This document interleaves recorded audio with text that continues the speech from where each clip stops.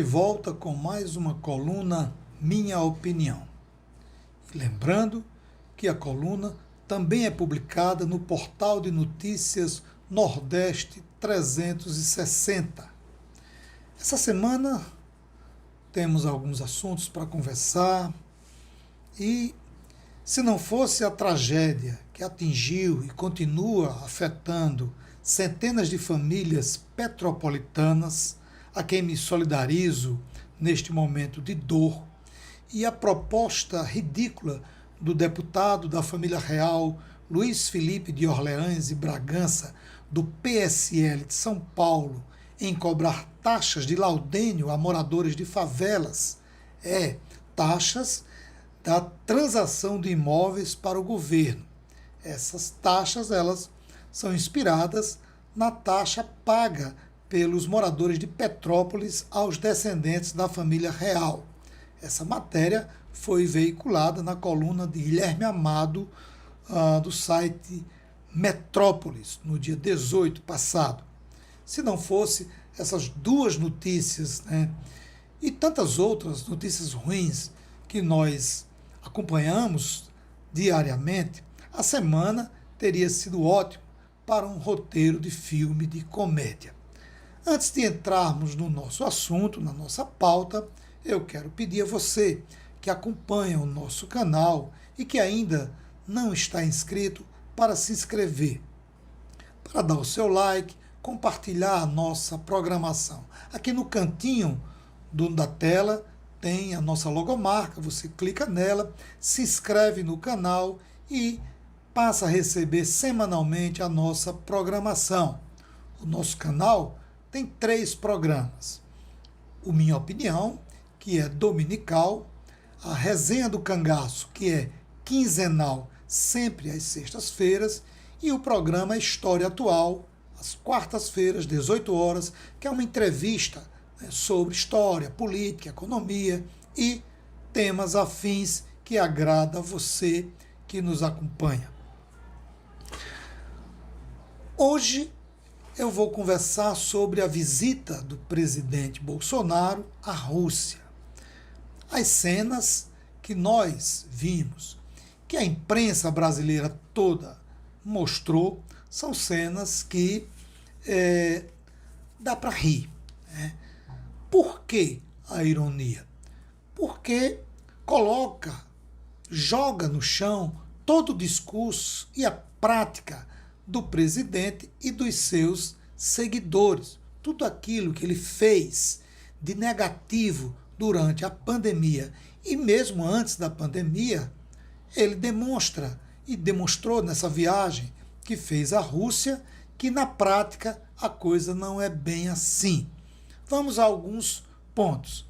Ele aparece no túmulo do soldado desconhecido, túmulo em homenagem aos soldados comunistas, aos soldados soviéticos, que lutaram contra os nazistas na Segunda Guerra Mundial, onde depositou flores. É uma cena bastante interessante.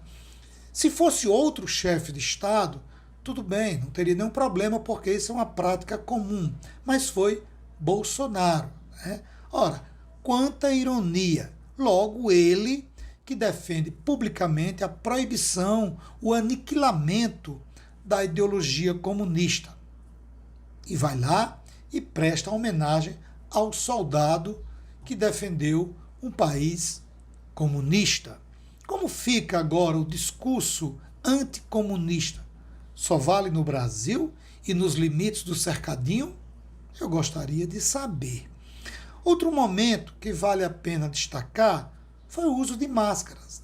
A equipe do presidente toda seguindo religiosamente aquilo que foi determinado pelo governo russo.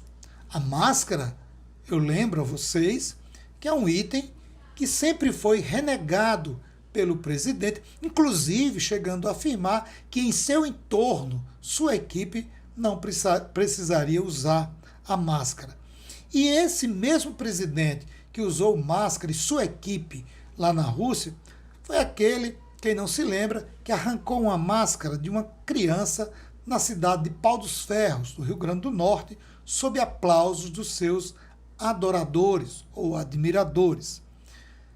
Outra questão também relevante na visita do presidente à Rússia, os testes anti-Covid. Pois é, ele fez, cara. Tudo isso para tirar uma foto ao lado do líder russo Vladimir Putin. Durante toda a pandemia, e continua com esse discurso, ele ignorou, dentre outras exigências estabelecidas pelo governo russo, ele seguiu religiosamente tudo aquilo. Ignorou os testes aqui, fez lá. Ignorou a máscara aqui, usou lá. Tem um discurso anticomunista aqui, homenageou o soldado comunista. Pois é, limites impostos, limites obedecidos. Assim é a regra na Rússia. Tudo isso mostrou que o presidente ilude seus seguidores. E para completar o circo, veja a frase proferida pelo presidente sobre a questão da crise da Rússia com a Ucrânia, sobre a retirada de parte das tropas da Rússia que estavam em exercício militar nas fronteiras com a Ucrânia. O presidente Bolsonaro saiu com essa. Abre aspas. Por coincidência ou não, parte das tropas deixaram a fronteira. Fecha aspas. Ora, em relação à retirada da parte das tropas que estavam na fronteira com a Ucrânia, a decisão do governo russo já estava tomada, antes mesmo do presidente Bolsonaro chegar à Rússia. Mas a fala do presidente Bolsonaro é uma deixa para seus seguidores espalharem notícias falsas de que a presença dele na Rússia teria influenciado a decisão do presidente Putin.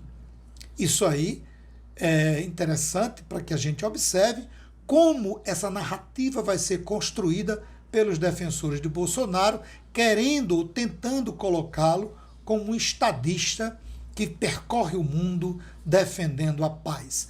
Paz que ele sequer defende dentro do seu país, porque ele incentiva a violência.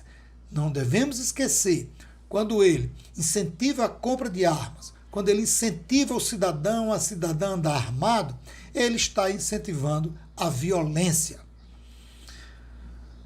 Fiz esse pequeno preâmbulo para perguntar ao leitor como fica o discurso contra a Venezuela. Porque nós escutamos muito dos defensores, dos seguidores de Bolsonaro, quando você faz uma crítica ao governo Bolsonaro, quando você faz uma crítica às ideias defendidas por Bolsonaro e seus seguidores, eles sempre vêm com essa resposta. Vá para a Venezuela, você não é comunista? Vá para Cuba, você não é comunista? Vá para a Coreia do Norte, você não é comunista? Então sempre ele taxa aqueles ou aquelas que são contrários ao presidente e suas ideias de comunistas. Por isso que eu pergunto, como fica agora o discurso contra a Venezuela? Depois de beijar o camarada Putin, Bolsonaro vai beijar o camarada Maduro e os herdeiros de Fidel e Guevara? É apenas uma pergunta. Quem o gado seguirá? O soldadinho de chumbo comunista e obediente ou o valentão do cercadinho? É preciso saber qual é o Bolsonaro que nós estamos falando.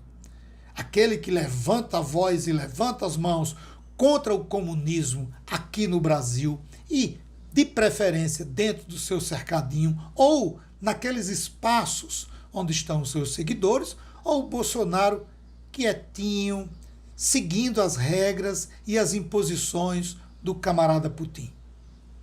É preciso saber disso. Com vocês que são seguidores do Bolsonaro, a palavra gostaria muito de ouvir. E aqui eu peço, mais uma vez, para encerrar, que você participe do nosso programa, fazendo seus comentários, enviando sugestões de temas, como a gente recebe bastante, e dando a sua opinião, porque essa é a minha opinião. Um forte abraço e até a próxima semana.